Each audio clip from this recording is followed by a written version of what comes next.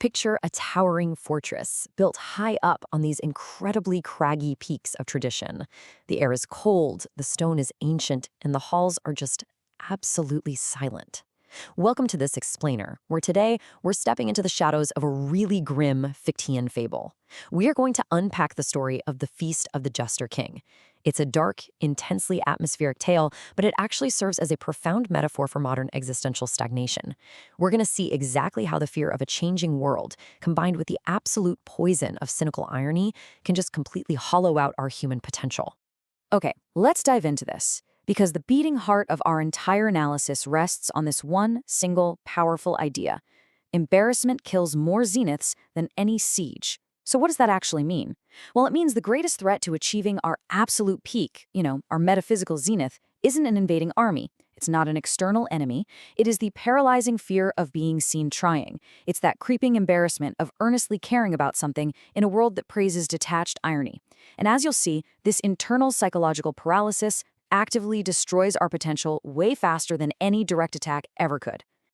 Section 1. The Fortress of Stagnation. So, we begin our tragedy with the Fatakian thesis. Here, we meet a proud monarch who has constructed his fortress on the highest possible peak of tradition, literally vowing to never succumb to the rot of the present. And this brilliantly illustrates our central conflict, living ambition versus inherited tradition. Living ambition is all about dynamic innovation, right? But the king opts for the exact opposite. He views inherited tradition not as a foundation to build on, but as a completely static monument designed specifically to resist the present.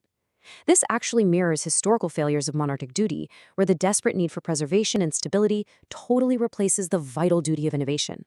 By trying to freeze time, he's basically setting a massive trap for himself. See, the king operated under the illusion that meaning, purpose, and values could simply be inherited like a crown. He thought he didn't really need to actively recreate them. But listen to this incredible metaphor from the text.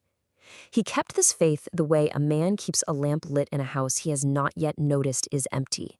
His entire spiritual foundation has already vanished, but he's just going through the motions, completely unaware that his traditional fortress is actually totally hollow inside. Section 2. Enter the cynical wit. Now, into this fragile, empty house steps our Fichtean antithesis. One evening, a traveler in patched, blood-stained motley just slips past the guards and sits right at the king's right hand. This figure is Der Cynical Narr, or the cynical wit. And make no mistake, this isn't just a clown. This is a terrifying phantom of modern existential stagnation. He laughs the abyss into everything else, taking the noble striving of the self and just reducing it to a pathetic joke. He is the paralyzing force of modern irony personified. The jester leans in and whispers this incredibly chilling line to the king. He tells him that every law ever decreed is just an echo whispered into an empty grave. He says, "Your grandfather's grandfather swore this hall would outlast the stars. Does the dust find it as amusing as I do?" He is directly challenging the king to realize the absolute fragility of his unexamined traditions. He's pointing out, rather brutally, that the fortress is built on dust. Section 3. The Mechanism of Embarrassment. This brings us to a fatal turning point in the story. The king is already filled with disgust for the changing world outside. But when confronted by the jester, he is forced to make a choice, either defend his noble striving or give in to the joke. Let's move to how this builds, because we can isolate the exact moments he loses his ability to strive. Step 1, he lets out a bitter laugh, kind of the way you might laugh at a fresh wound before deciding whether to treat it or not. Step 2, he fully adopts the jester's cynical tone. He realizes his faith is actually brittle, and instead of repairing it, he just rips the wound open further. And finally, step 3 is total self-mockery. His noble self-overcoming completely curdles because, well, it's just easier to mock it than to do the really hard work of defending it. And here is exactly why this mechanism of embarrassment is so utterly lethal. A tyrant who leads with an iron fist, you can resist them, you can overthrow them. But a king who has made a joke of his own throne, you literally cannot argue with him. Why? Because the joke seeks no agreement. It only seeks the laugh. This creates a state of total psychological paralysis. When you preemptively mock your own goals so that no one else can, you kill your own potential instantly.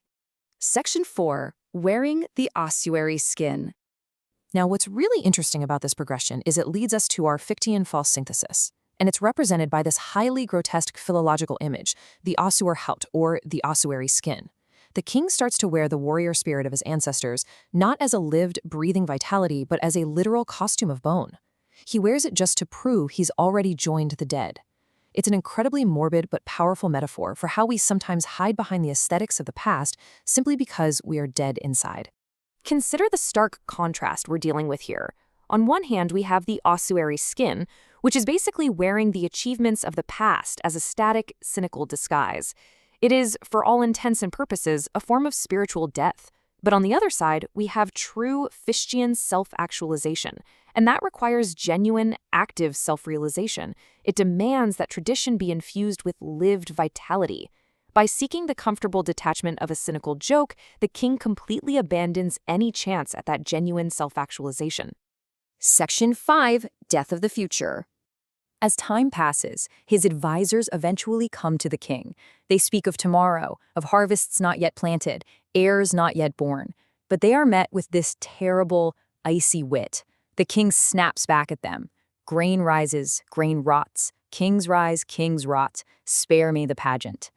He literally tells them he has seen the punchline underneath their petition, and it's the same as every other. This right here is the inevitable collapse of suppressed creative futures. Terminal nostalgia has completely murdered tomorrow. By viewing the present with such overwhelming disgust, the king has ensured there will be absolutely no future. We can actually trace this tragic descent stage by stage. We start with the arrival of irony, which disrupts his brittle tradition. That leads directly to the pivot, which is that fatal laugh we talked about. This creates a false synthesis, as he basically dons the ossuary skin. And finally, the Jester vanishes, leaving the king totally alone in complete emptiness, just sitting on a throne of dust. So, to summarize the ultimate cost of this progression, the king traded his vital striving for a permanent punchline. His heart literally turned to ash. He absolutely refused to engage with the innovation of the living. And because of that refusal, he became a god of carry-on, presiding over a kingdom of dead memories. It's a kingdom completely devoid of human potential. Section 6, Reclaiming Noble Striving. So, what do we actually take away from this incredibly dark fable? Like, how do we avoid becoming monarchs of our own dusty halls? Well, the crucial point is we have to reclaim the concept of Streben, Fichtian striving. According to this philosophy, true selfhood is not some static object you just inherit. It's a dynamic, continuous activity of the will. It's the active power to shatter those traditional peaks and reconstruct a brand new reality from the void. Streben is what takes a dusty tradition and makes it a living, breathing, evolving thing. When we stop striving, we literally lose our selfhood. This is the ultimate trap of the tyranny of the punchline. It feels safe to mock, doesn't it? It feels invulnerable to be the one in the room who cares the least. But a punchline, once it has consumed everything worth mocking, has absolutely nothing left to laugh at but itself. Cynical detachment is basically a gilded noose. We have to abandon it for sure and consciously reclaim active, forward-moving ambition.